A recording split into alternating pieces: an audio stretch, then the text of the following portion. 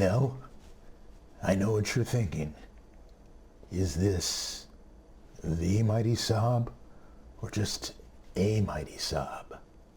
Well, to tell you the truth, I kind of forgot in all this excitement. But seeing as this is the SAAB 340, and seeing as its turboprop engines could blow your head clean off, you have to ask yourself, do I feel lucky? Well, do you, punk?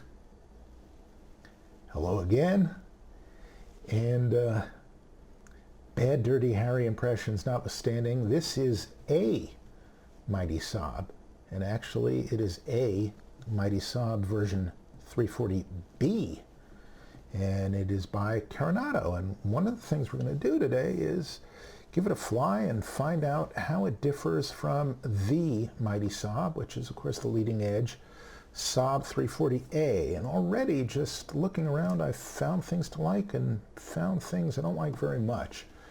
Some of it may be my own ineptitude, but so far I've had some Sazzle issues. I've had to reinstall the plane twice to get things like this little dingus down here to work.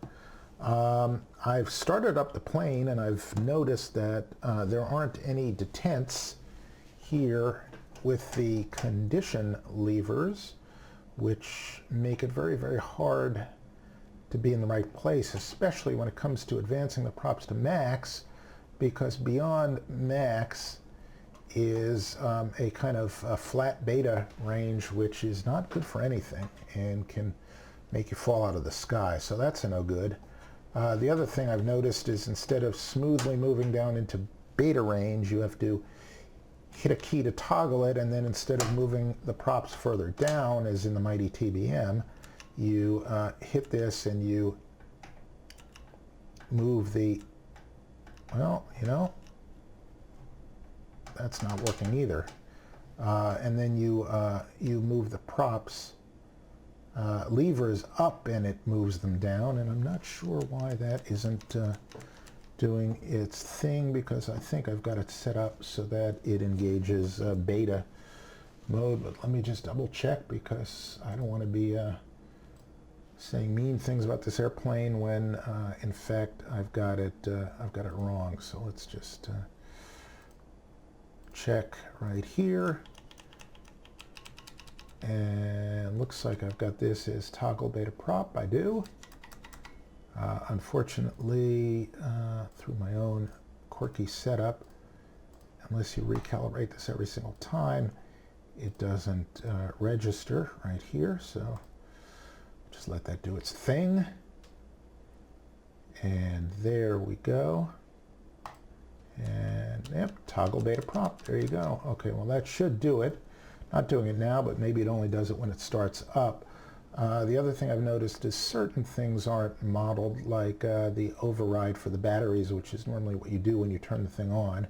But let's just get our batteries on. Ordinarily what you do is you advance this up to the top here and you flick it up to override and then back down to on. It's just one of the quirks of the SAABs. The same as one of the quirks of the SAABs is having the autopilot controls down here. And it does make sense if you've ever owned or driven a SAAB automobile, because right down there is where they put the ignition key. So SAAB clearly borrowed from the best. Some things are very, very nice. The modeling on the outside is really gorgeous. I mean, right down to the smallest rivet is just really, really beautiful. The window effects are beautiful. The shapes and the joins here and the fillets and the little dents in the skin are beautiful, as is some of the texturing here on the cockpit. What is not beautiful is this right here, which, like a lot of Carenado products, seems to have so much gloss on it, it feels like when you've taken your car to an inferior detailing shop and they don't really do a good job cleaning it, and they try to make up for it by spraying Armor all over the vinyl and everything else. Armor All, by the way, is supposed to be a space-age silicone formulation, ostensibly made in a laboratory in New Jersey. Instead, I suspect that Armor All is a natural product that involves an elephant, a lady elephant, her trunk, and then some unfortunate bushman whose job it is to clean up the subsequent mess and send it to the Armor All Corporation to be sprayed on the dashboard here like this. The other difference between this and the leading edge SAAB is that the apparent angle of view and camera lens, focal length essentially, is different. So the perspective is different. The leading edge one has more of a wide angle lens, which means that you get more of a front to back depth, and in this plane it is between here and there and here. Seems to be a little bit more compressed. Which one is right, I honestly don't know. I do know that oh no, you know, I've accidentally hit the G key, and I haven't popped the gear up, thankfully. If you notice, the back of the seat here is closer than in the leading edge, so it's set up for a shorter pilot, but it really means that when you pull this thing back enough to get a sort of normal field of view, all of a sudden you start to get all of the crap from behind it. And actually, if you pull back far enough, you'll see a very nicely rendered cabin. I will say that. But then again, it is my personal view that who the hell cares what this looks like? You are not going to be in your beautiful fake new plane here, which you'll never, well, you might, but you probably won't get to fly in real life. You are probably, unless I'm very much mistaken, not going to be flying your model plane from seat 7D here, or whatever this is. The view is nice. It is fun to have, I guess. I might like it if I were a streamer, but truth be told, they could eliminate every single one of the polygons used to make this, and I would be happy, because then it would be more polygons and more frames to use in better things. But I'm not about to fault Carenado for that, because most people disagree with me. All right, let's just see if I remember how to start this plane. The problem I discovered is, for some reason, the last time, or the first time I started this up, the parking brake was on and the engine started up and the plane just kept rolling, and there was nothing I could do to stop it. So, and the brake pedals didn't seem to work either, which is clearly a problem. I can't believe it's well enough modeled that it was modeling the lack of hydraulic fluid. And in any case, I'm sure the brakes are hydraulic, but the parking brake is set right there. And it says parking brake on. So if nothing else, it really, honest to God, should not be moving. But anyway, we'll turn the essential avionics on. Let's just see if that's modeled. It's hard to say. The Garmin comes on. I don't know how to disable this. I don't really need it. But more important than that, what I really don't want is it competing with the avionics feed for Nav1. I don't want this feeding to Nav1 when I really want this to be feeding Nav1. It is nice that this can be used. I am not entirely sure if I've set it up right, and that's okay. Let's just quickly check hydraulic quantity. And obviously there's no pressure, but there is fluid quantity, and that is fine. This should be fine where it is. We'll just turn our nav light and beacon on, see if that works. It does. Okay, the beacon is turning. I've seen this airplane started up two ways in real life, and one is with the fuel in cutoff and then advance to start, and the other with it already on start. I don't know which. I do know that, let's see if this works. Yeah, it does. Well, yeah, it does, but in a way that's patently awkward. There we go. Okay, up it is. Boy, it is, it is nicely textured. This is really nicely done. I can do without the Carenado thing. It kills the immersion, as they say. Let's see if the gust lock works even. It does, good. All right, so we will release the gust lock. And that could be why my steering wasn't steering, but we'll see about that. In the meantime, actually, let's just see if that gust lock does release. Hey, it's functional. Watch this. Here, look, look, look. Okay, this is good. This is impressive. This is nice. We'll hit the gust lock release, put in the gust lock. Now watch what happens. Now I move the yoke, and nothing happens. Bravo, Carenado. All right, I will never lose my capacity for being pleasantly surprised, and that is a pleasant surprise. I'm not sure if the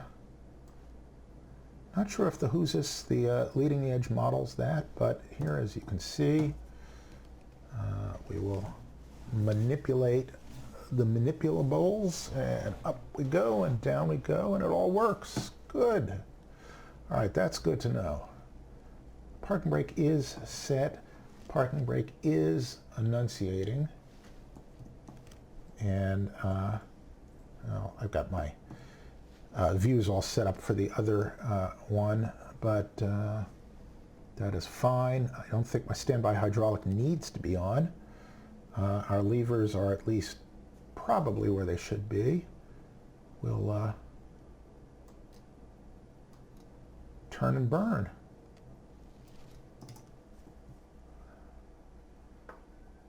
Okay, number 2 is turning. Now I really hope the brakes work here, because it's going to be very embarrassing if they're not.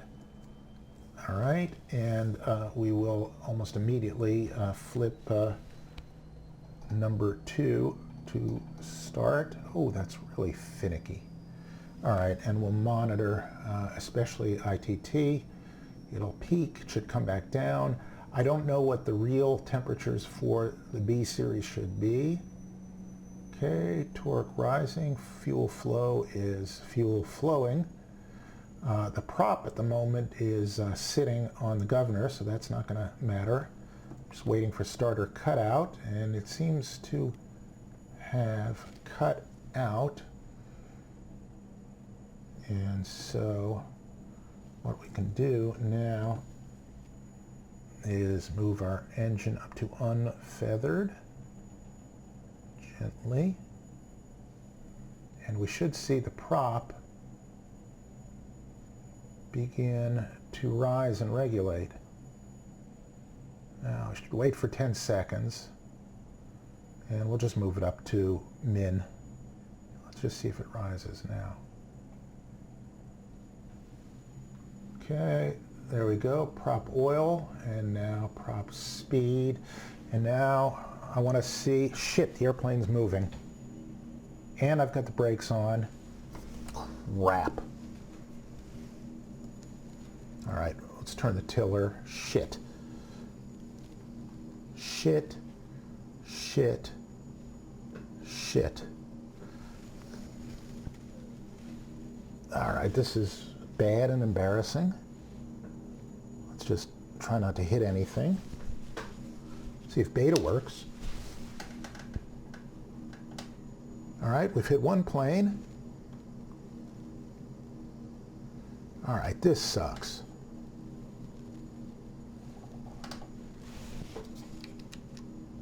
Beta. There we go. Come on, beta. Stop. Stop us. Stop us. We're in beta. Crap.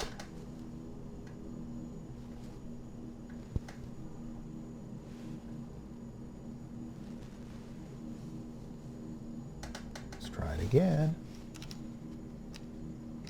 All right, it's not staying in beta. Oh, this is horseshit.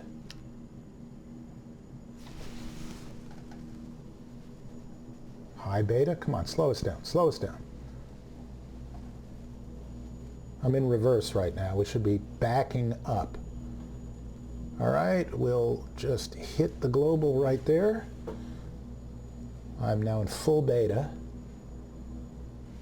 The parking brake is on. God fucking damn it. All right, it really is on.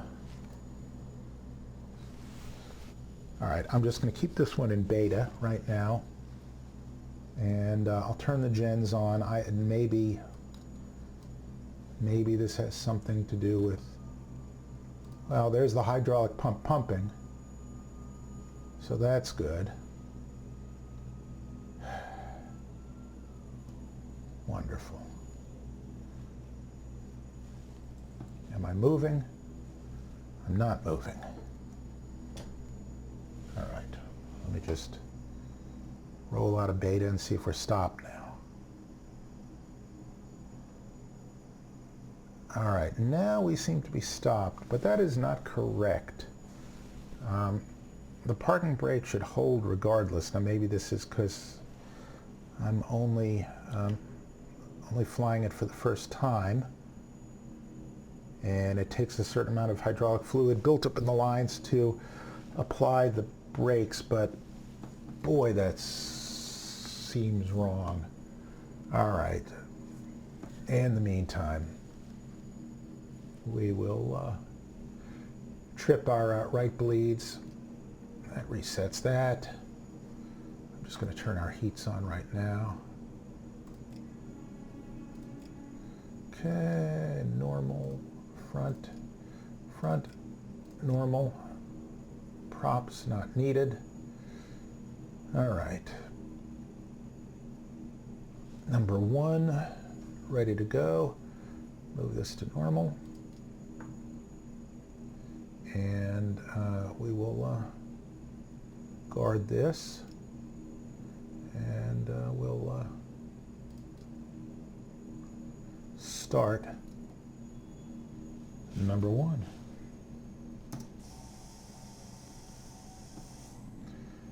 Now, as far as I know, when the airplane is stopped and the parking brake is set, there should have already been enough hydraulic pressure in the lines to pressurize the parking brake, but we'll give it the benefit of the doubt. Okay, this will go up to start, and again, it's a little finicky.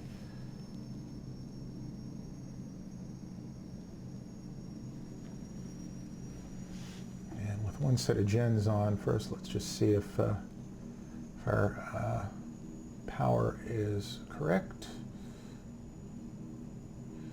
Okay, we do have correct voltage from one generator and shouldn't have any from the other, but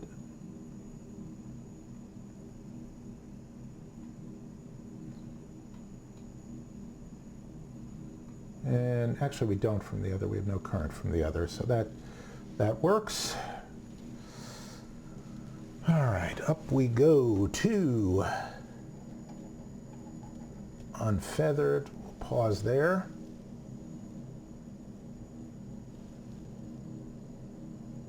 And we'll bring this also up to min. And we're looking for the oil to start pumping into the props. And the props starting to govern, and there they are governing, and the temperatures are all in the right place, and that's all good. And again, our parking brake now seems to be on.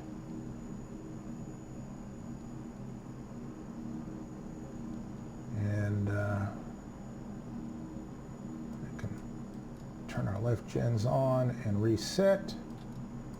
Okay, they're both on, clicked on. Power is probably good. And it is. There we go. All right, that's cool. See if the battery temp thing works. Well, it seems to. Yeah, all the temps seem to work. That's good. All right, that's guarded. We can turn auto coarsen on, and no, it's not auto coarsen. It is something to automatically coarsen the props, or the prop that's working. Okay. Avionics can come on. Give us a little bit of light here. We can turn our taxi light on, and we can reset our left bleeds, and that's all good.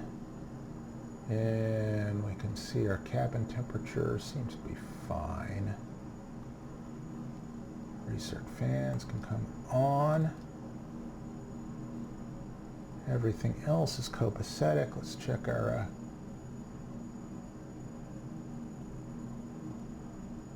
warning panel. Okay, auto coarsen is fine. Ignition is lit up. It shouldn't be, and it's not lit. It's lit up here because that is on.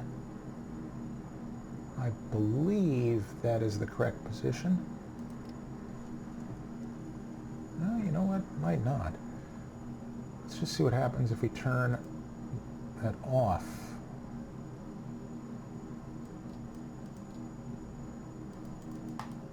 All right, I'm going to believe that that's correct. They should both be guarded, and they are. All right, that is cool. Those should be in auto. The valve should be closed, if I'm not mistaken, and I probably am. Now let's see if our trims work. So what we're doing is we're looking right here. So let's just set a takeoff trim, and the trim is working, but it's reversed from the TBM, where up is here and down is there, so that's good to know. Rudder trim should be fine, and flaps should be set to takeoff, and they are. Good. All right, we do have avionics. We should set standard altimeter, and damned if I remember where that is. Well, it's here for all right, now there is supposed to be a switch in here.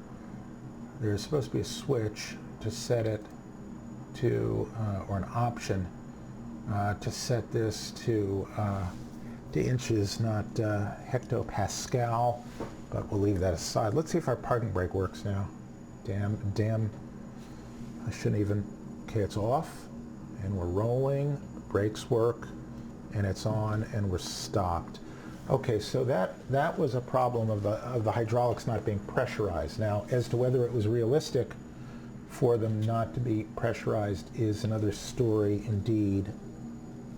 Just see if I've set up my bugs to change. All right, I haven't, so what I'm going to have to do is when I adjust the bugs, the course is down here. Oh, and unlike in the leading edge one, it doesn't pop up a little cheater there. So we're going to launch off of runway 4 here at LaGuardia. He says as he hiccups. Actually, I wish I could get rid of this. This is endearing but annoying, but I'll get used to it.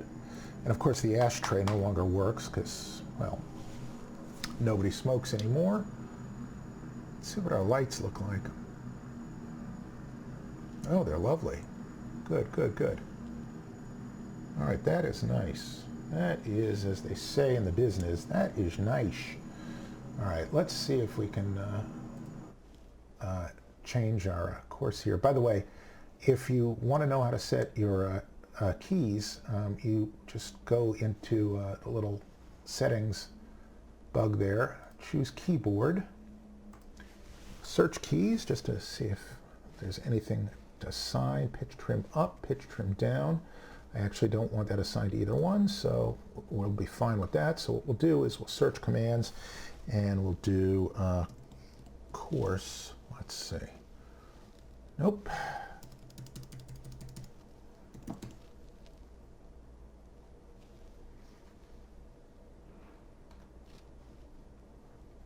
Now these are specific right here to see Thranda products, and this is specific to the G1000, so we don't want that. So course is not the right thing, so it's probably OBS. Navigation and radios, I'll bet you it's OBS. Yeah, here we go.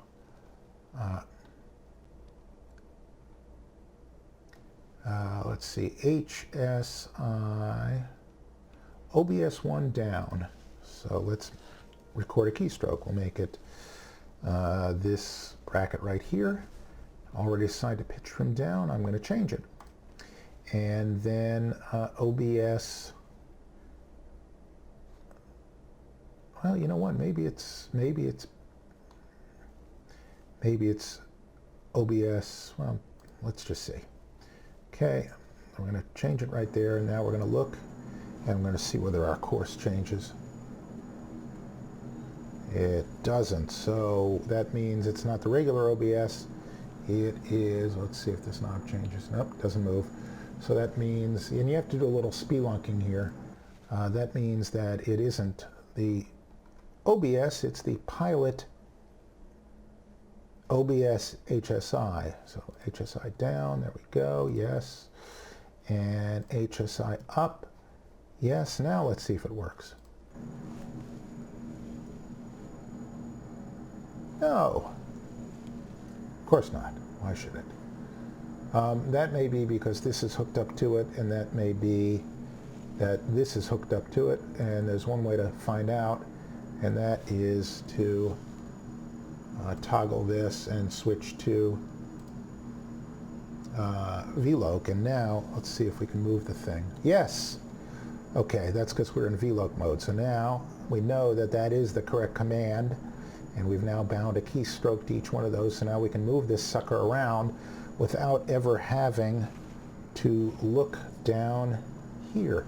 So now let's do the same for the heading bug, so we don't have to do that to adjust the heading. So again, you go into this little bugger right there, and now we go to, let's see if we can go to HDG. All right, no, but let's do a heading. There we go. Heading down, we'll use this key. And heading up, we'll use this key. And now let's see if that works. Look at that. Look at that, baby. All right, so now we're in business here. We can fly this plane without having to look in an awkward position here. But what I will do very quickly is reset. Let's reset this so that we can look at that and our throttle quadrant at the same time. Let's see, we do need the CTOT down there. You see the little CTOT system? So this needs, oh, it's a little different CTOT system than in the 340A, which uses a left and a right engine. So that's kind of cool. Now I don't know if this is right or the other one is wrong, or it's simply a function of the two different airplanes. But I'm using X camera here, so we go to plug in, X camera, toggle control panel, save all, done. All right, what CTOT is a sort of cheap and dirty auto throttle. Oh, it's got an approach setting. Look at that, that's interesting. I got to explore that. We're not going to mess with that for the moment. But let us set it so you can set a torque percentage, and then it will automatically maintain that torque percentage. Now, since we're really interested in seeing what this airplane can do, we're going to set it for 100. And now this should be armed, and as soon as we move the power levers above about 60%, it will automatically take us to 100 and then keep us there. The other thing we're going to do is we're going to set a climb mode for the takeoff, and we'll climb at 140. See how it moves a bug right there? And that is basically an IAS mode, only it's got a built-in speed. If you climb there, if you hit it again, it's 160, 180, and in the old plane it was 120. So it was 120, 140, 160. In this one it's 140, 160, 180. That may be because the engines are more powerful. I don't know. But in the meantime,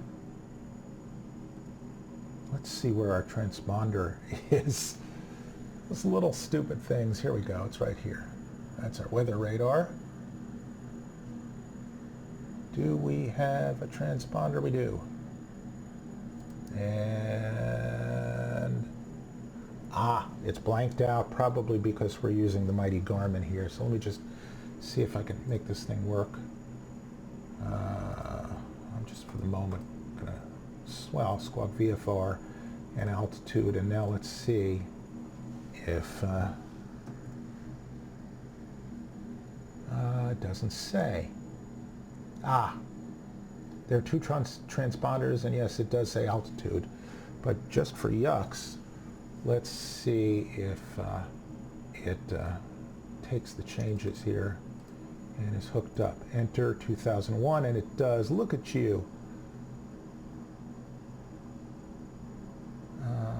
That's TCAS, and it's not modeled, I guess. All right, let's see. COM1, COM2, ADF. These are old Collins Proline avionics, vintage 1977. And they're pretty cool, or at least they were pretty cool in their time. Let's see if we can get this out of the way. Come on, come on. Yeah. See, look at this. I'm set up behind the seat.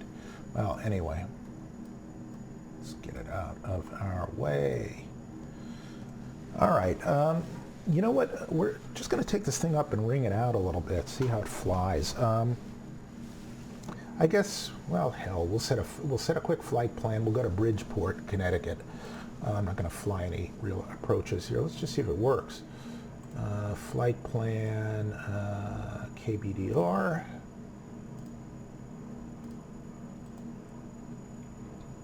Boom. Hell, I guess we'll fly departure out of here, and I don't know which one is appropriate, but this one will do. Yeah, I know, it's for entertainment only. Entertain this.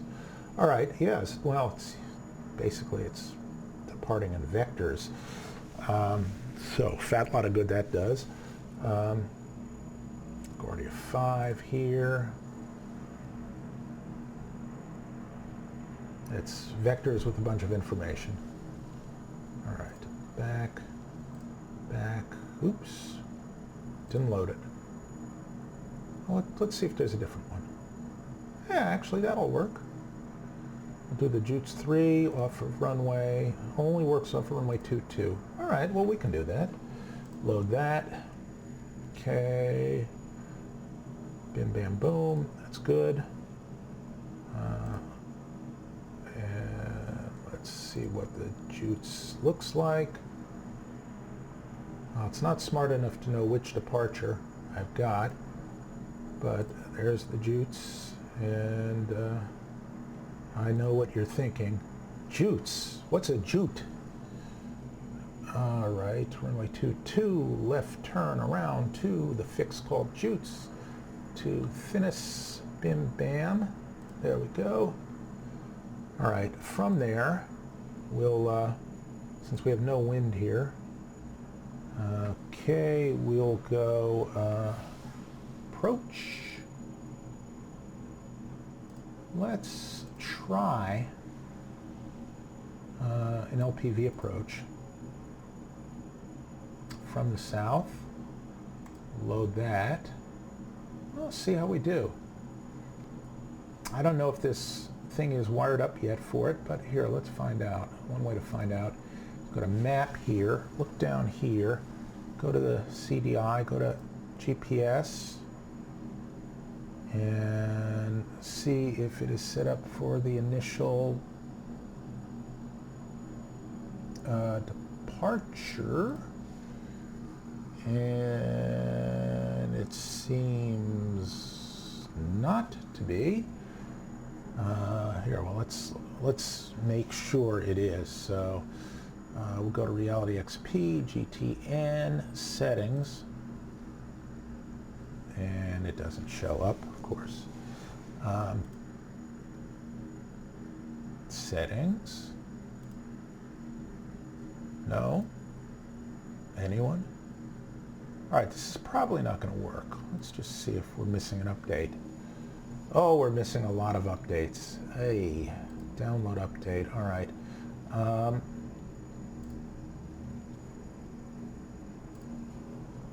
You know what let's do? I wonder I wonder if we can run this update and restart the thing while the airplane is still running. Let's find out if we can. If not, it's no great loss. So Reality XP, yada, yada, yada, yada. Where is it?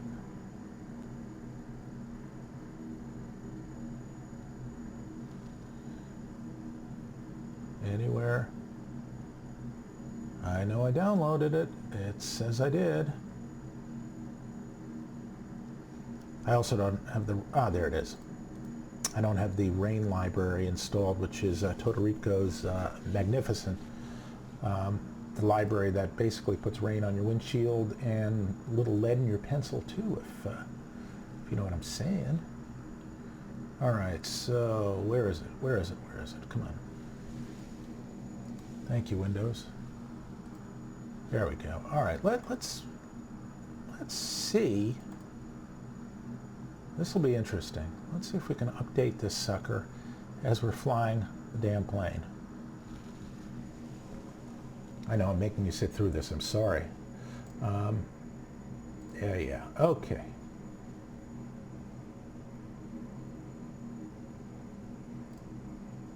I agree. And let's validate.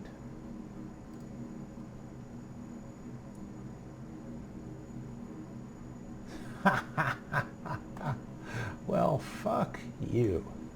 All right, I have to go through a whole process to revalidate this thing. So either this is going to work or it's not, and if it's not, we'll just fly things visually. In the meantime, let's see if we can taxi without having to manipulate this tiller manually. Oh, this could be difficult, but we'll get the parking brake off here. And we'll launch our... we can. Okay, good. Now let's see if beta works. We'll taxi in beta.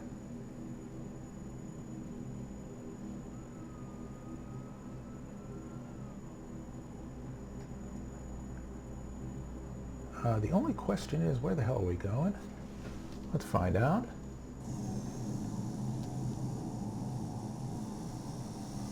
All right, we're going right over there, right here at runway 22.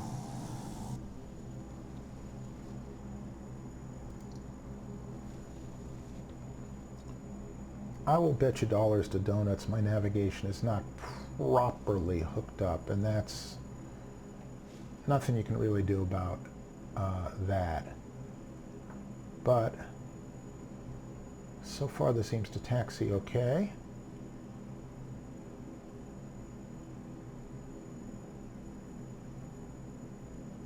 So far we're good. Let's see what kind of frames we get on this thing. I'm going to leave that frame counter up so that you can get a better idea of the setup and how well this airplane works. I'm just going to slam on the beta right now.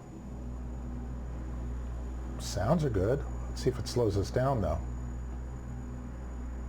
Yeah, kinda. All right, in the meantime, I just roll out of the heavy duty beta here and show you my settings. It is, first of all, full screen simulator, default monitor settings, which in my case are 3440 by 1440. in, at the moment, 60 hertz for the monitor. And high visual effects. The only thing higher is high with some sort of ambient occlusion, which I've yet to see a difference one way or the other, but it does slow things down. High world objects, and world objects generally is CPU dependent, and this is generally GPU dependent, and I've got this on max, not max uncompressed, because there's nothing really to be gained by that. I've got reflection to minimum, and I've definitely got draw shadows on scenery off, because that doesn't make much of a difference visually at all, unless you want to see every single building have a shadow on it and every tree have a shadow on it. And I can think of many things I give a shit about more than that. The other thing you'll notice is we've got almost 20,000 megabytes, 20 gigabytes of textures loaded. I'm running a Titan RTX card, and this has got 24 gigs of VRAM, and as you can see, if you've got it, X-Plane will use it. I don't know necessarily whether that's an accurate figure, but X-Plane seems to be using it. The other thing I'm going to do here is we're at 43 frames. I'm going to turn on a EVGA precision boost here, and let's just see if we can increase those frames just a bit. I'm going to load a preset, and well, it seems to be boosting up, but it doesn't seem to be doing a hell of a lot. So if this thing crashes, you'll know why. In any event, maybe it'll come in handy when we get into some clouds or something like that. I don't know. And my CPU is an 8700K, which is 6 cores, running multi-threaded on, and boosted up to 5.2 gigahertz. And I bought a binned and delidded CPU precisely so that I could overclock the poo out of it. And I'm doing this all, believe it or not, and I know many of you won't, but believe it or not, I'm doing this on air. And the temps generally stay below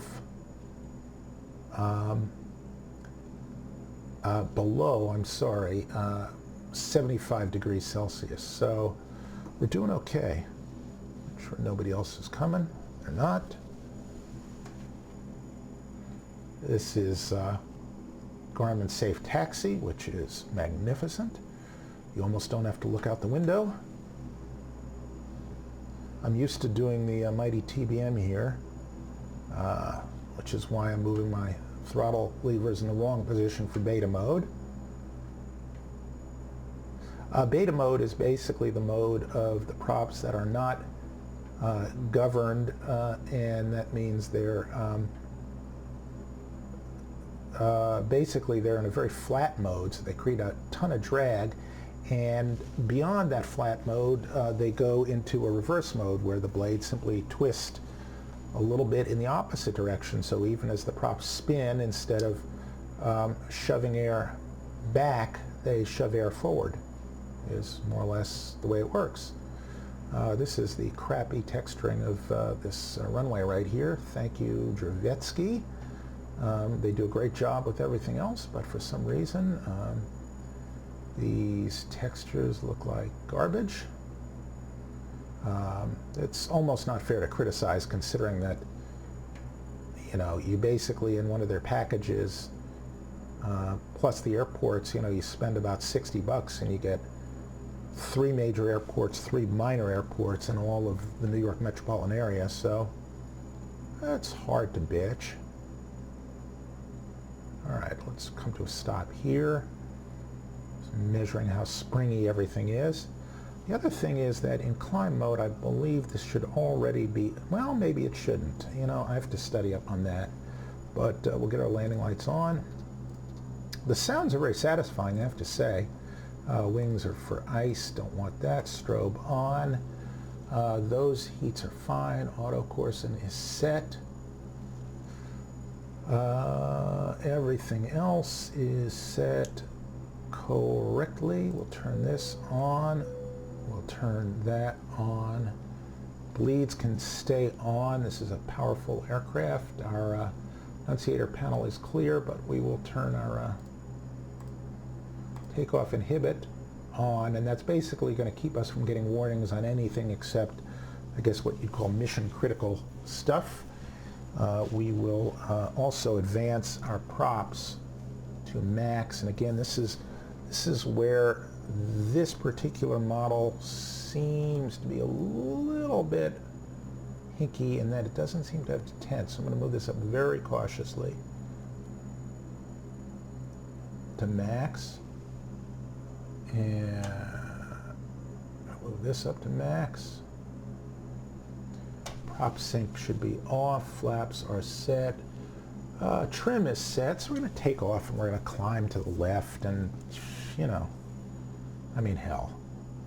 We're just going to have a little bit of fun here. Let's see what the airplane will do. Just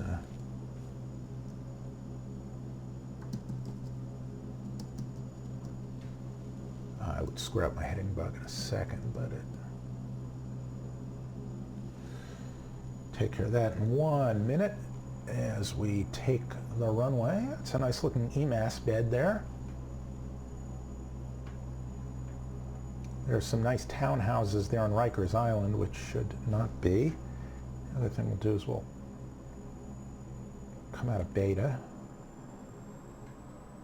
There we go. Ooh, that's nice. The other one should come out of beta.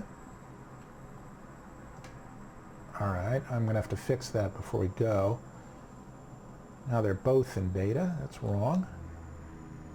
I think maybe the procedure is going to be to do this. It's to move the props to ground idle and see if we can get them out of beta.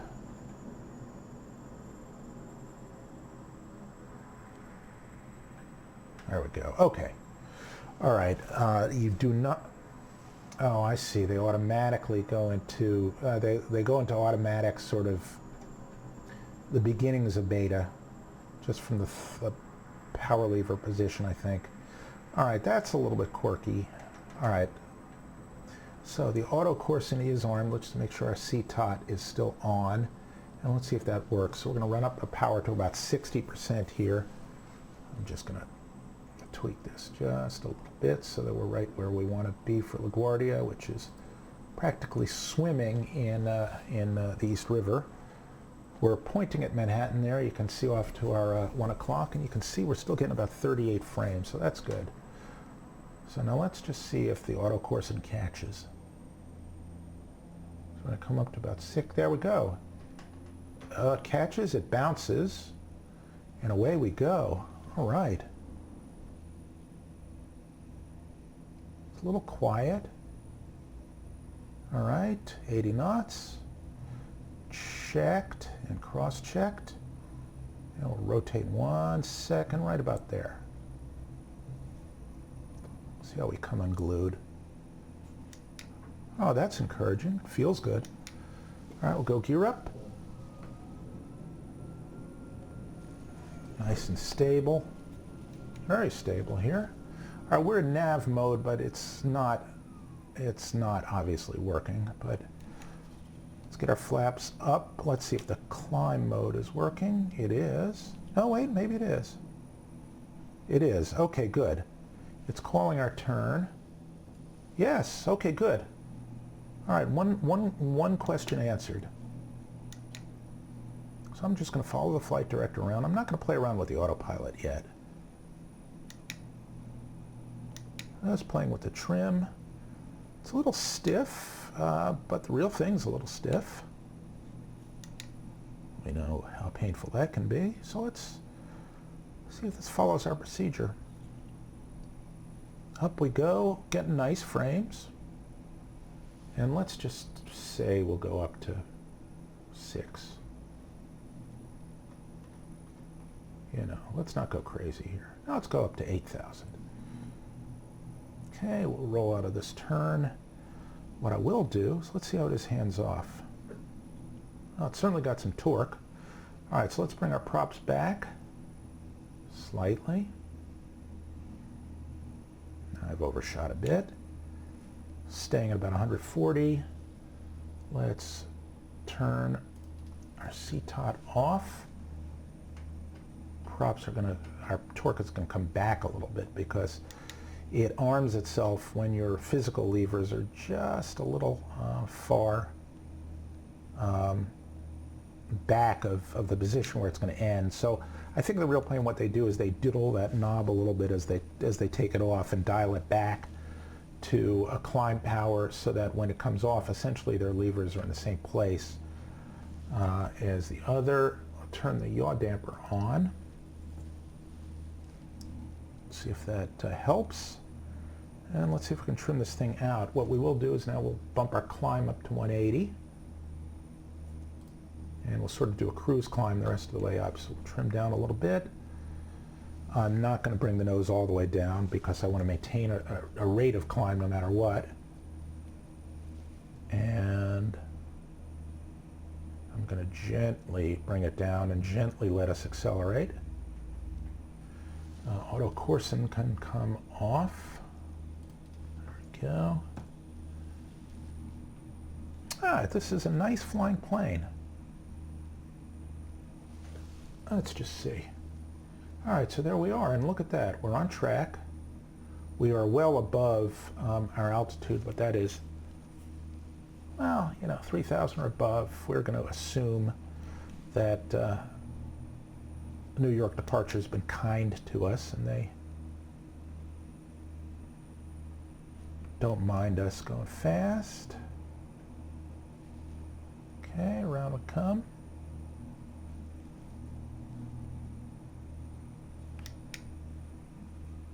Trimming a little bit. Has nice positive to neutral stability, so if you go hands off, it's not going to go bonkers. And I'll probably adjust my yoke profile a little bit so it's not quite so stiff. But boy, that ain't bad. Now what we will do, let's see how the autopilot flies in. We have to hold the autopilot in for a second or two. Okay. Let's keep the climb. Now what I'll do, that's 1,000 away, is I'll switch to IAS mode. And now I'm going to move the speed up just a little bit, and that is going to flatten out our climb.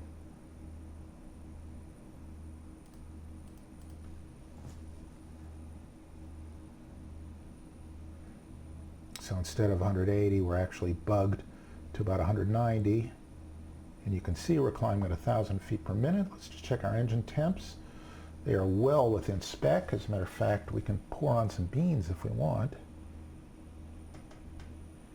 Let's see where our props are. Okay, we can bring our props a bit back to about 12 for cruise. I'm just being very ginger on this because I don't want to die. All right, so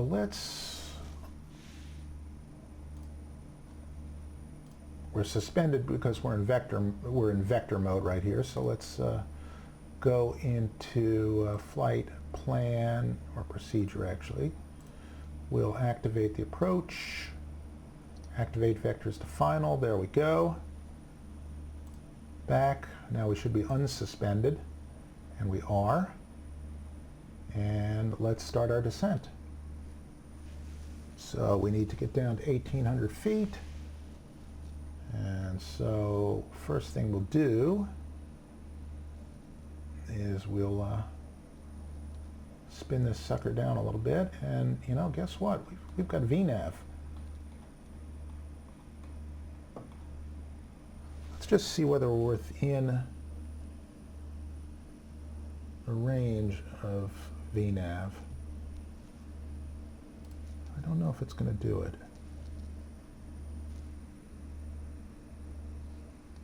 We're clipping along pretty nicely.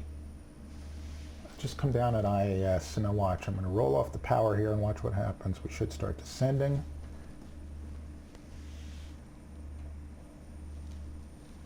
Because what will happen is we will descend. I'm reducing the power, and the only thing it can do to maintain that speed is to put the nose down so that the speed stays on that bug. So now we're coming down quite nicely, and as a matter of fact, the way I'm going to set it is we're going to come down rather aggressively here because I really don't think we've got that far to go. Let's just see where our initial approach fix is. Well, we've got 18 miles and got 5,000 feet. So yeah, let's drop our asses out of the sky here. So down we go. And basically what it is going to do is it will do anything it takes to keep that speed up. Okay, there we are with flight idle. Down we come. Now, as we level off, I will have to start trickling power in myself. This is not an auto-throttle aircraft. So we've got, scrap our heading bug here. We've got 15 miles to go, and we've got 4,000 feet to go. So it's okay, we're coming down fast. Now, as you can see, this is probably not especially comfy for the good passengers here.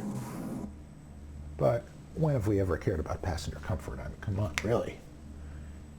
And in the meantime, while we descend, you can hear the real Clint Eastwood, of course. I know what you're thinking. Did he fire 6 shots or only 5? I lost track myself. Being this is a 44 Magnum, the most powerful handgun in the world, and would blow your head clean off. You have to ask yourself one question. Do I feel lucky? Well,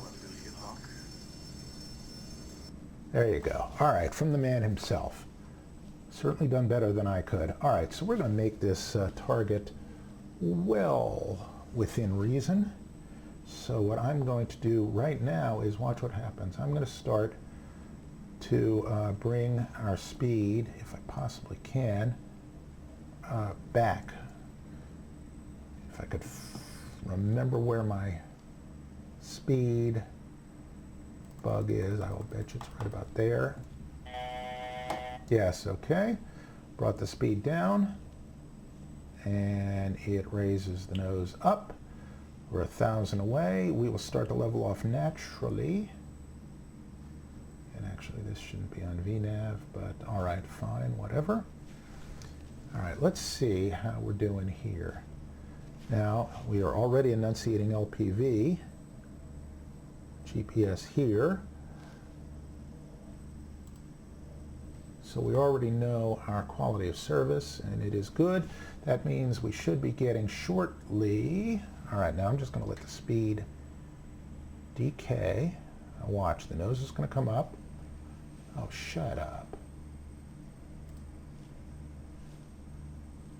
All right, the nose is going to come up, and now our speed is going to start to come off. Which is why I'm bringing the power. Once we start going downhill to land, I'm going to want to be at about 20% torque, and we are not in this airplane going to use full flaps because it's basically like asking to fall out of the sky. So we won't do that. All right, so we got a turn coming up. It is enunciating Lpv here. It won't hear, probably because it just won't hear. But in the meantime, we'll turn our auto coursing on. We're just going to not give a crap about anything else at the moment. And we should be getting a localizer-ish indicator here and a vertical deviation indicator here that will correspond to this. And it should happen really soon, considering I have an armed approach. Oh, it's automatically armed. Isn't that nice? But let's just see if it requires us to set an altitude alert below. Now we should be getting a localizer indication, or a horizontal indication. That's probably due to the setup of my setup.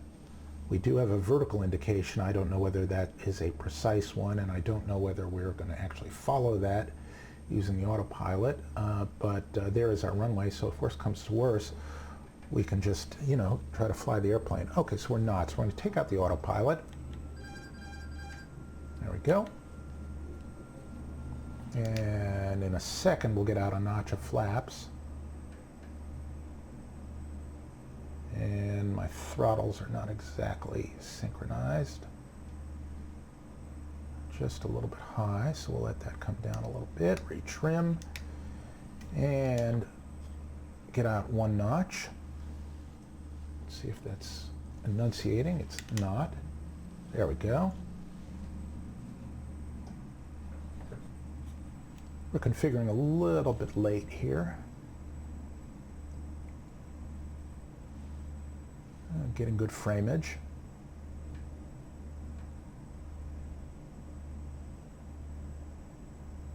Yeah, my throttles are way mechanically out of sync, but that's not the problem of the airplane. Okay, second notch of flaps. Gear is down, 3 greens.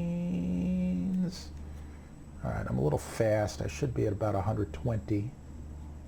So I'm just going to roll off some more power. Let the nose come down. I'm going to sink below the glide path just a little bit and bleed off some speed.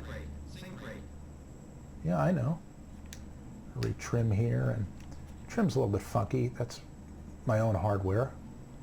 Okay, we're still fast, so off the power we come.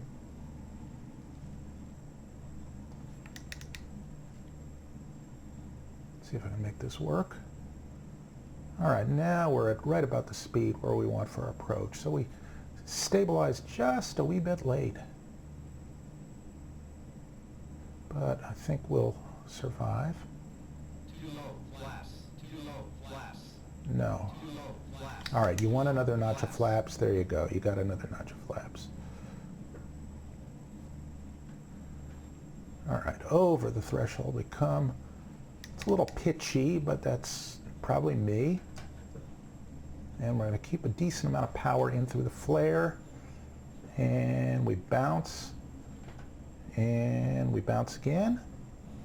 And this is going to be hairy.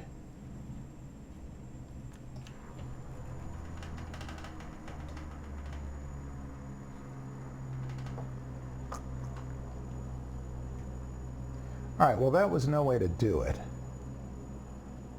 But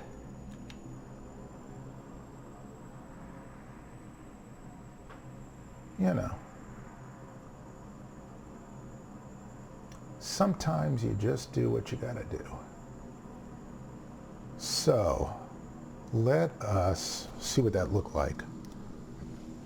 Get the parking brake in here and do that there, and do a little of this and a little of this. Don't sink. Don't sink. First of all, let me see where my flaps were there. Oh, I see. Well, I was one notch shy is what I was. Don't sink. Don't sink. That's going to warn me about flaps. I put the flaps in. Sink. So Don't sink. that was pretty half-assed. Don't sink. And I hate airports where this isn't set up right.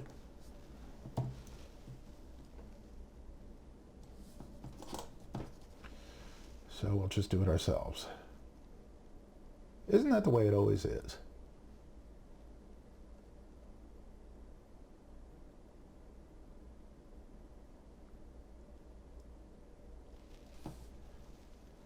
Here we are. Okay. Here we are. like Paul Harvey. Stand by for news.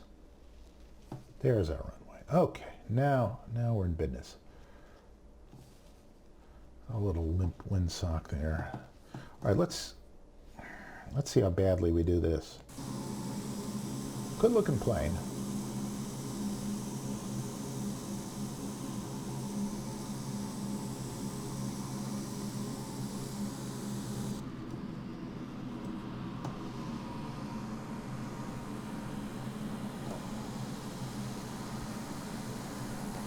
Okay, so there's our float. There's our bounce. There we go, and there's our bounce, and our bounce, and our bounce. All right. And there we are, panicking. So basically, here, let's see how bad that looked. It looked pretty bad. It's carrying too much speed. It's coming down a little hard. It's not being stable.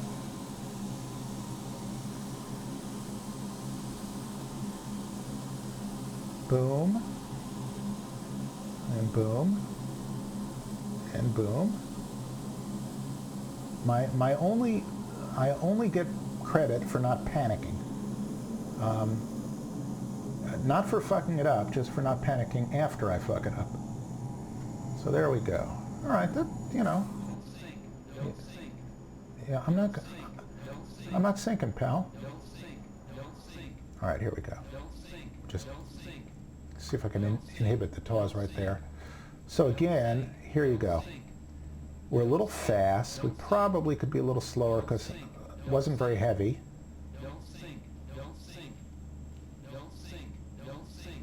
The power is where it should be, but I'm too fast.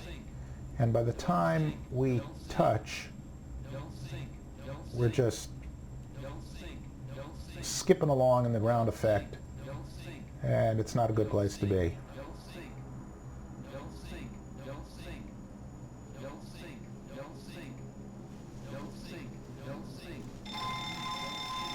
I don't know what I've done, but apparently replays. Oh, it says the gear is not. Oh, that's interesting. Seems to be. All right, well, anyway, let's do this. Let us, I crashed, did I? No, I didn't. I replayed. What I'm going to do is let's just set up the mighty SAAB, the old mighty SAAB, the original mighty SAAB, and do a quick leg back to LaGuardia, and let's just see how that flies. For all I know, I'm going to be just as bad as that as I am at this, but I really enjoy that plane. If I can find it. Cargo variant, I don't want. TBM, I don't want. I like it, but I don't want it.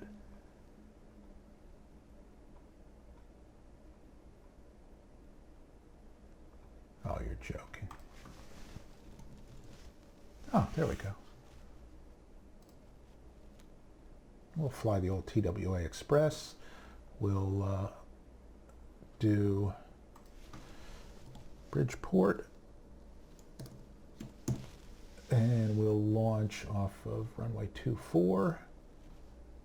And I'll set up right here because that's easy. We won't start with engines running, and we will see how we get on. And I'll probably find things to like and dislike about this too, so, you know. Lest you think that I've got a home town favorite, do not be alarmed. That's my extension cord power strip falling off of my radiator. Now, you see what I mean about this being more three-dimensional? It is, you get a deeper sense of depth on this. You get, you know, similar detail texturing. You get nice touches here with the little book of charts. You don't get a cup holder. You do get a tiller that you have to toggle on and off. Let's just see. Let's just see what's happening here. Okay. These need to be in ground. Now notice how these stick where you put them. And there is fuel off. But there is start. And so it's a little different style. You notice that the CTOT on this particular airplane is here, and you notice it's got a left and right. So a bunch of little differences. The sounds are good in this airplane. You can disable scroll wheeling so that it works on the instruments, but it doesn't work on the cockpit, so you don't accidentally find yourself zooming. So that much is good. And let's just see if our parking brake is set. It is. We'll just turn off this yoke here, which on this plane you do with that. Every plane's got a quirk. So this plane, you disable the yokes there instead of down there. Big deal. Does the gust lock work? It does, but you have to hold it. So it's deliberately set off, and that's perfectly fine. And in this case, we can use the Garmin, but we can't show it on the panel. So that's a bit of a demerit there. The frames are damn good. We'll see as we get closer to LaGuardia whether they're any better. Again, I'm going to set this at 8,000, and we'll probably just fly visually. But you'll notice that the climb performance is not going to be as good. And so let us get started. We are at standard altimeter. Yes, we are. And the glare on the instruments is really something here. But that's just a function of where we're sitting. As a matter of fact, if you go like this, and you move up to them, and you move down, you notice how the reflections all move around. That's X-plane. And look at this. This is where your knuckles would hit it as you're using the tiller, so that's pretty cool. And probably a bunch of other things are modeled on here, but I'm not going to mess with them just yet. Let's just see if we can start it up here. So we're going to go through the same thing. Now you notice here, when you turn on the batteries, you can move the battery, I think, yeah, to reset. For all the good it'll do. So batteries should be on. Let's see if we have voltages. Let's make sure our battery temperature is temperate.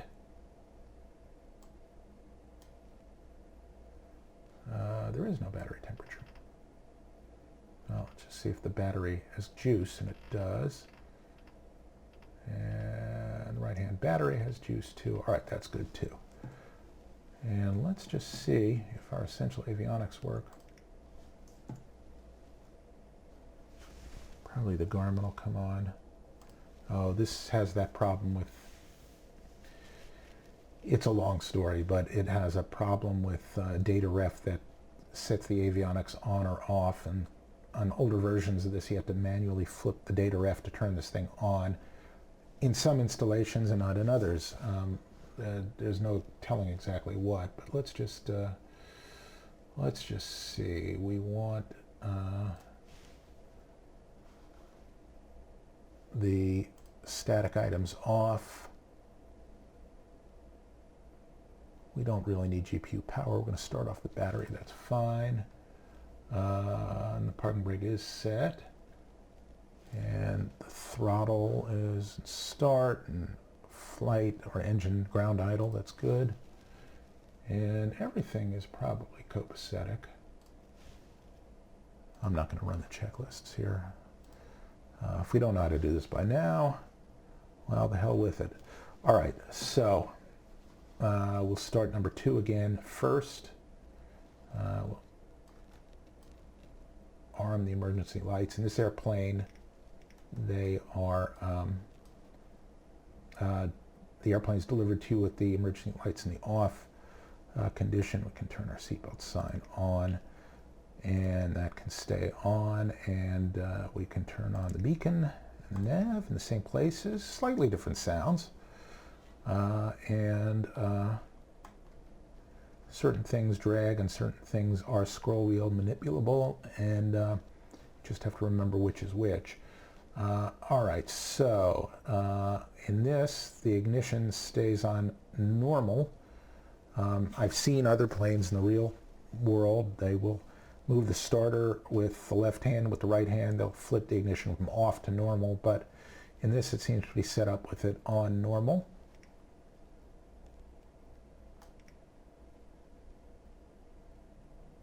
Let's just see if it works.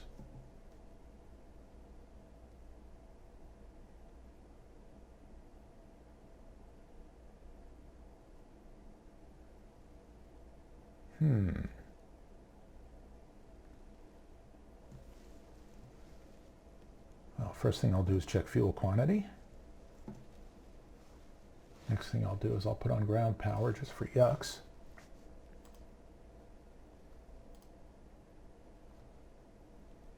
I haven't flown this plane in so long. Okay, there is ground power right there, and oddly enough, there are pilots in the plane when we're not in it. And you know what I probably did? Here, this is what I did. That is what I did. Okay, that's our problem. I flipped there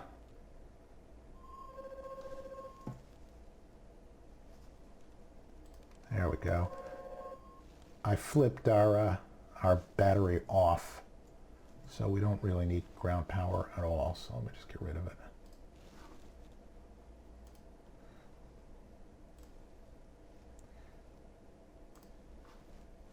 Okay, now we'll try it again. There we go. Light should pop out. Engine 2 should start a-turning. Should be monitoring this start. All right, RPM.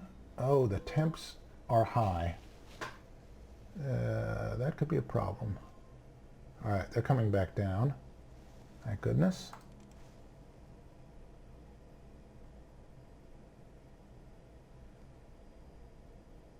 All right, they're stable. They shouldn't have peaked like that. That could be a function of X-plane 11.3. This is not optimized for 11.3, and 11.3 has got a somewhat new prop model, so that may be why the engine temperature spiked. But just to be on the extra safe side, I'm going to start turning the engine this time with the fuel in cutoff, and I'm not going to introduce the fuel until it's turning. So in the meantime, we can reset our right gens.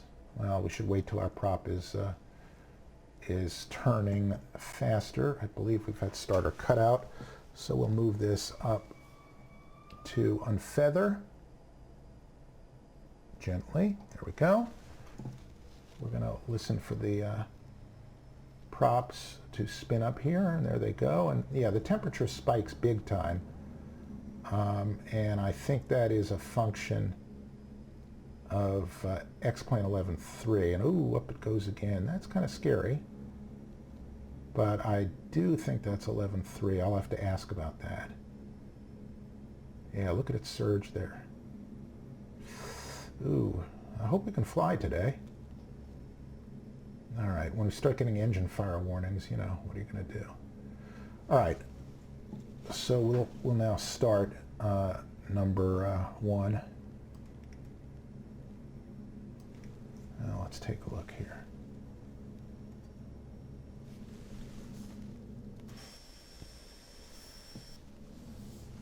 Oh, this is going to be recalcitrant. I can feel it.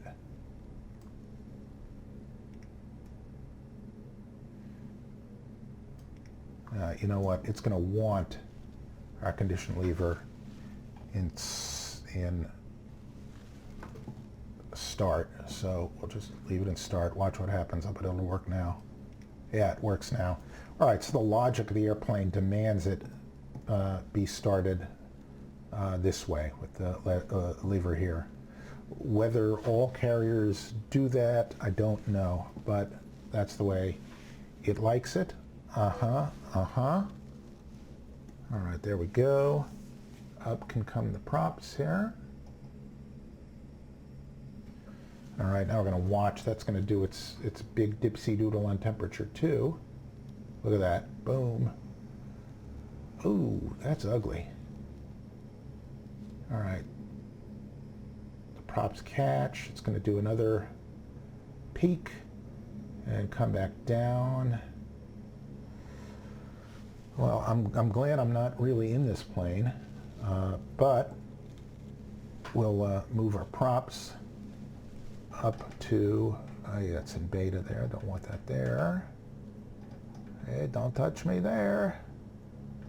There we go. Boom, boom. We'll move our props up to min. And now you'll notice right here, they pop up and they should stabilize right near the bottom of their governed range. Wow, look at this. I'm glad I'm not easily scared because it seemed to be introducing, yeah, you can see the fuel flow. It's introducing crap loads of fuel in there. All right, well, we'll set takeoff flaps. We'll set takeoff trim. Yaw will stay where it is. Now I'll bet you we can arm our CTOT.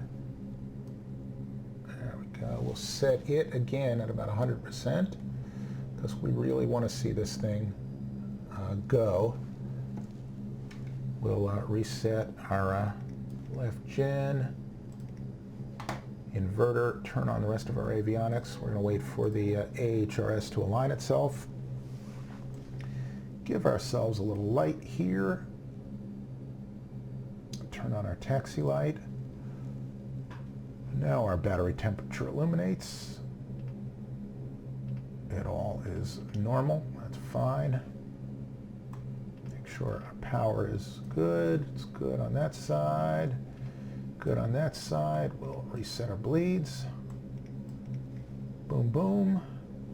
All fine, and we should have a clear caution panel except for the lights, and we do. We'll turn on our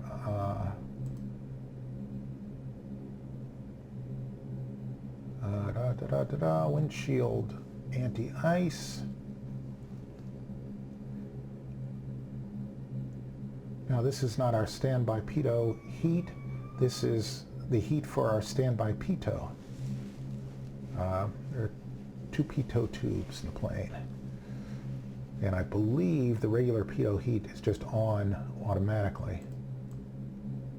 Okay, this can come to normal. This can come to on, this can come to on, and this can come to normal. And I think we're all good. Our temperature is fine. Give the passengers a little bit of temp. Get them all tempy. Get them all tepid. All right, all right, all right. Everything is good. And we're just going to mosey on back to runway 24, I guess it'll be. And we're going to head back to LaGuardia Way. Now, I don't think I've set a little toggle here for this. So ordinarily what you have to do is go like that, and now the plane will start to steer. But I should set a toggle for that. And again, let's show you how to set keys. We'll do that as Shift V. So click on this dingus and go to keyboard, and then go to plugin provided, because this is coming from the airplane. And that's X camera. That's not what we want. Stop zooming. We don't want. Cameras, it should say leading edge or LES or something. Sazzle, stop zooming. Thranda, views.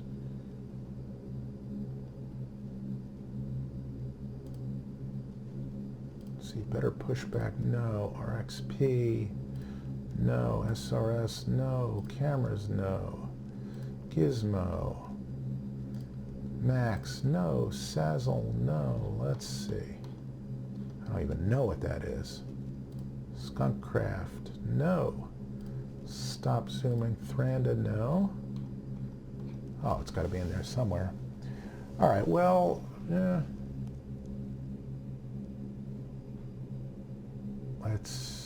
can we find it anywhere? No, we'll skip it. All right, fine. Let me just see if my standard heading bug trick works. It does. Okay, good. Set that to runway heading. Let's see if our standard course thing works. Ooh, look at that. It works. Okay, good. We're not going to mess with any of that. We're basically just going to be flying visually, I think. We will, however, set a climb mode, and you notice here the climb mode is 180, 160. Oh, it is, and 140. Okay, so best climb is about 140, and so we're good there. Altitude is set. Auto coursing can be on. It's amazing how you get to know where everything is on such a funky-ass setup here. See, what's nice about this particular plane is if you move the prop lever back, you just automatically go into beta. The beta on this plane is quite a bit more effective than the Carenado. I don't know which is more correct. I honestly don't. So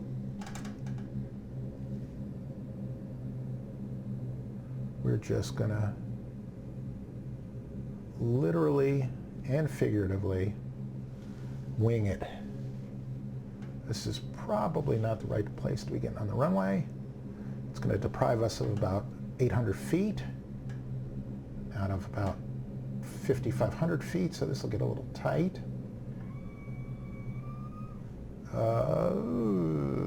This will get a lot tight. Am I on the right runway?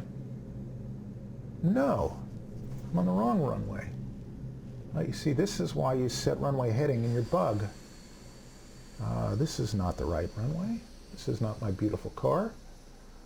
We want to be there. All right. Well, let's get there. Let's see if we can do this. I'm just going to use power in one engine and beta in the other.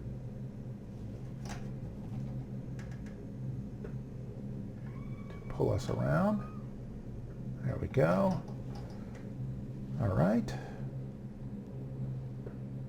This is an awkward maneuver, but that is a safety check right there. You set the runway heading, you verify the runway you're on, even if you don't have the runway marking. If you're supposed to be on runway 24 and your heading says 29 something, then you've screwed up. And I do that a lot.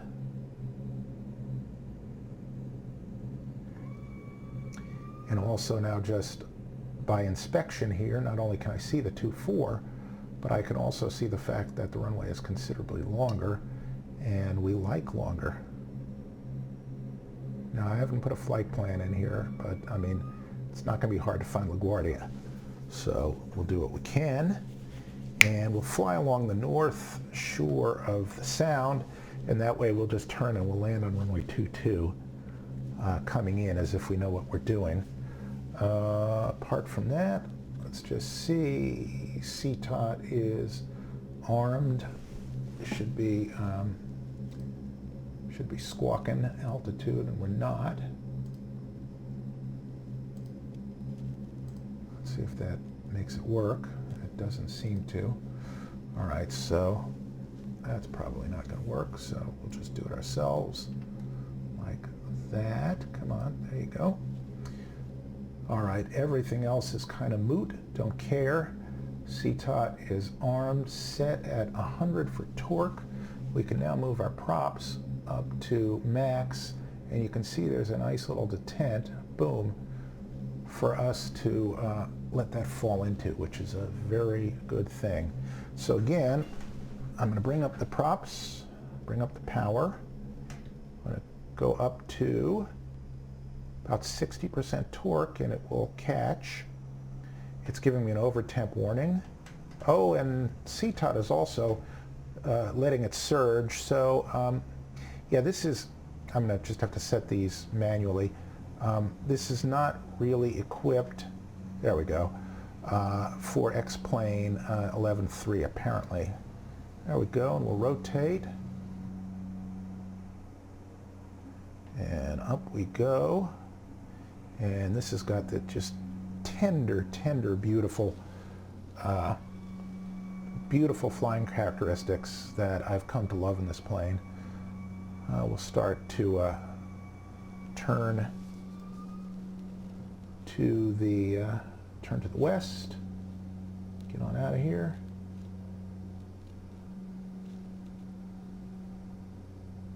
Yeah, this is nice. Okay, so up come the flaps. The airplane does not have giant pitch change with the introduction of flaps.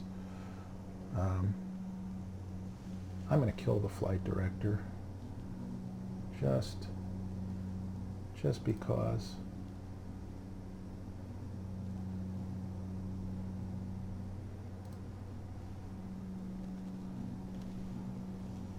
The other thing here is I'm not climbing the way I should be here. Let's fly the airplane here, man.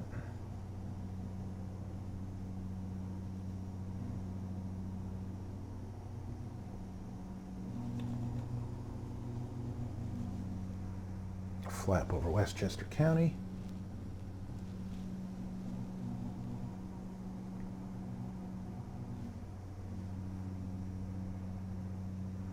If I remember my geography correctly.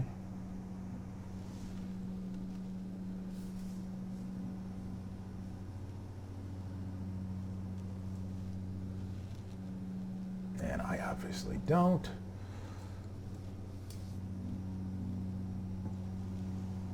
Come on around here. And bring our props back just a touch. Ah, they're all over the place. Everything is all over the place here with these engines. Look at the temps. Just as I just move the throttles even a teeny tiny little bit here, they shoot all over the place, and the engine is over temping. All right, something is going to blow up in a second. I can feel that, but as you can see, I should be able to get a hell of a lot more torque without the engines overheating, and I'm not going to be able to. So we may have to bring this test to a hasty conclusion here because well, let me just see where the levers are moving as I do this. See, I'm just inching the right one up, and all of a sudden, boom, the temperature goes shooting to the sky. All right, now we're at about 100% torque on both. And as I figure this out, there's the sound. There we are. Let me trim down a little bit. The thing flies beautifully otherwise. It handles just great. It's got just enough inertia. You see that? I'm going to roll it right now and let go right there. And it's just going to continue on a bit. But now watch. It's going to stabilize and just have pretty neutral stability from there on out. It's very pleasant to fly. But I'm going to have to bring the power down a bit, and I don't want to go from, see, this is where it's starting to be irksome. Basically, I moved those controls about a nanometer, and they moved the throttles in the aircraft about a nanometer, but they're obviously not built for X-Plane 11.3.0 or 3.2 at this point. I'll just follow the Connecticut Turnpike down through and level out here. That's a shame. It's just, I mean, they're working on it, and they'll be done with it soon. All right, there's the Turnpike right there. It'll be known as the New England Thruway as soon as you pass the New York border. And I think this is granite right here, and you'll laugh, but I believe this is the river known as, well, I'll just spell it out, M-I-A-N, I think it's, well, it's pronounced Myanus. And there's a bridge over it, so it's the bridge over Myanus. It's the Myanus Bridge. So, I mean, you can see how that's always good for a laugh. I'm going to bring the power down a bit, and I'm trying to bring it down not from 100 to 20, but from 100 to about 50. And it's not easy to do. We're at 6,000 feet, not 8, mainly because who wants to go crazy trying to trim it out when every time you move the power, it does a little number on you. But let's just try and trim it hands off here. Get my visual reference points all reset too. Get this to correspond with a good picture here, to correspond with level flight here. This is why my recommendation, honestly, folks, is find 2 or 3 airplanes you like. Maybe one in each category. You know, one light GA, one complex GA, one turboprop and one airliner, and then just fly the daylights out of them all the time until you know their characteristics right down by heart. And right now I don't recognize this plane, but that's because the last time I flew this plane was in 11.2, and a lot of things changed. And the leading edge people acknowledge it, and they're working on a new version, and I will bet you any amount of money it'll be great. Goran, who you probably know from the TBM 900, he did all the visuals on that. He works on this plane, and this is really his first big hit, I guess you could call it. And a couple other guys, Tom Kyler and somebody else, both work on it. One of them, I don't know who, I forget which.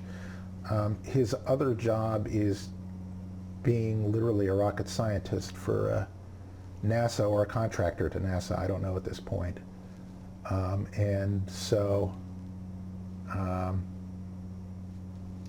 he every once in a while gets busy in his day job, and that's mainly because they're launching something to some outer reach of the solar system. All right, so we're getting about 40 frames right about here coming into the city. Let's see how we do. Be landing on the same runway we took off from, so that'll give us at least a decent read on it. This airplane, no doubt, will behave differently in the ground effect, and it is not like the Carenado built expressly for 11.3, as I said. So I don't want to hold it to unreasonable expectations, but I do hope they get the new version out soon, because this is just such a sweet flying airplane to begin with. It's such a pleasure to fly. And it's a pleasure, as you can see, to hand fly. It's stable, it's steady, it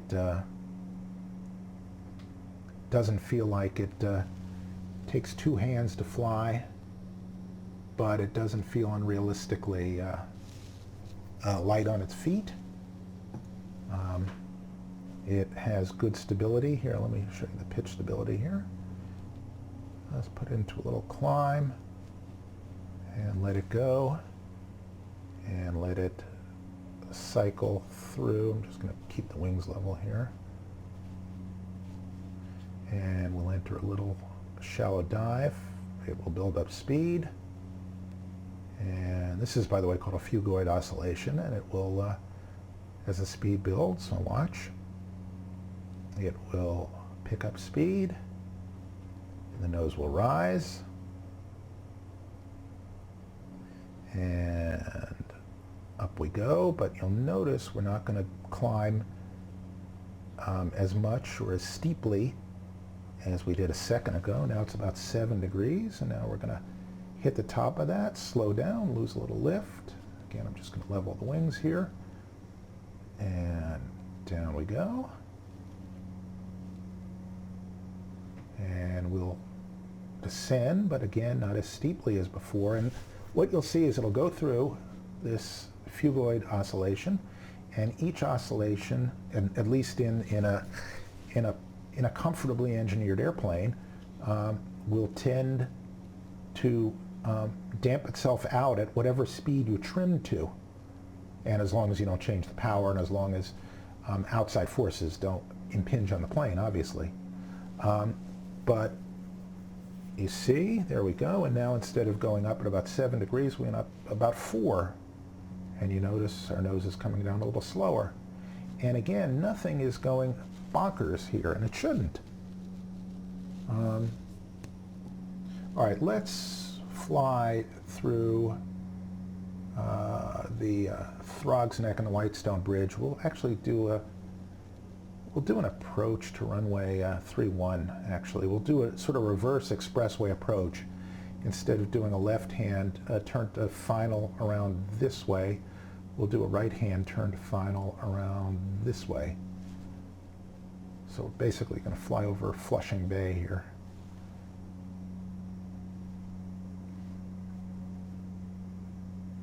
Okay, so I'm going to roll off some power. And again, you can see the throttles are really touchy and the engines are a little funky. I'm going to actually try to keep it down to about 20% because that's where I really want to keep it for the approach if I can. All the way through to final. So let's see if we can do that. Essentially, we're going to treat this like a continuous descent approach, and we're going to simply manipulate pitch, and we're going to let speed bleed off as we do, but we're not going to change power at all. So let me actually creep the power up ever so slightly, and we're going to try to fly this entire approach using drag and pitch, but not change the power. The power we shall keep the same. I still have auto coursing on. All right, so here we come. So let's see. There's the Throg's Neck Bridge. There's the Whitestone Bridge. There's the loop we're going to fly around. There's runway 22. We could fly right to that, but you know, we like a challenge. So what we'll do is we'll fly over the Throg's Neck, and why it's not called the Frog's Neck, I have no idea. And then we will make a left turn here, follow the expressway here, and then loop around and land right there. So let's give that a go. I think we're loading scenery now. Yes, we are. All right, and now you can see I'm going about 170 knots. Let me make sure my yaw damper is off. Now we're loading scenery again. Come on. Oh, don't do this. No, not now. All right, yeah, yaw damper is off. All right. So we're going to keep our speed up quite a bit here. Actually, we're going to take the line. We're going to follow that medium-sized ship. This is either Little Neck or Great Neck, and that's either Great Neck or someplace east of there. Now what I'm doing is I'm actually trimming down here, and I'm just eyeballing the descent. Now remember, we're not going to fly a straight descent. We're going to curve around this way, so it's actually going to be a longer path than we think. So if we feel a little bit high right here, it's probably going to be okay. My main concern is speed. I need to be slow enough to get our flaps out, at least our first notch out, and I believe that's 175. So that, what I think I'm going to do is get the gear out first. So there's the throg's neck. Wave hello to the throgs. All right, now we're going to take a course right about yonder this way and aim for City Field. They have the old Flushing Airport here, and that doesn't really exist anymore. You know what? I think we'll get the gear out now. Okay, I don't want to have to touch the power, damn it. I'm just going to widen out our leg a little bit here. Trim for a slower speed. All right, we're below 175. Out can come a notch of flaps. And you'll see that's going to help us a lot. Okay, there's our runway threshold. I'm looking at my other set of instruments here. Turn off my partner's flight director. Okay, bring out one more notch of flaps. And down comes the speed. And another notch of flaps, and that should do it. And that's what we're going to land with. I'm going to retrim. And again, I haven't touched the power here. I'm a little fast, but I'm also a little low.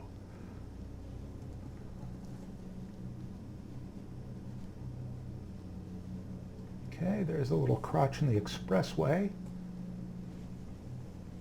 There's our threshold. We are right at the speed we want to be. Question is whether I got enough juice. I'm a little bit low. So I'm going to give us a little power. All right, we almost had it, and we overshot a little bit too. Bobbing the nose around a little bit. I'm just going to retrim. Yeah, we're about 30% torque. It's a little bit high, but again, with this flight model, not really sure what's what. So around we come, down we go. A little bit, again, I'm a little bit oscillating on my pitch input, and that is entirely my doing. Okay, there we go. Now I expect this to float a little bit more than normal because of X-Plane 11.3's ground effect. All right, there we are. That was not too horrible.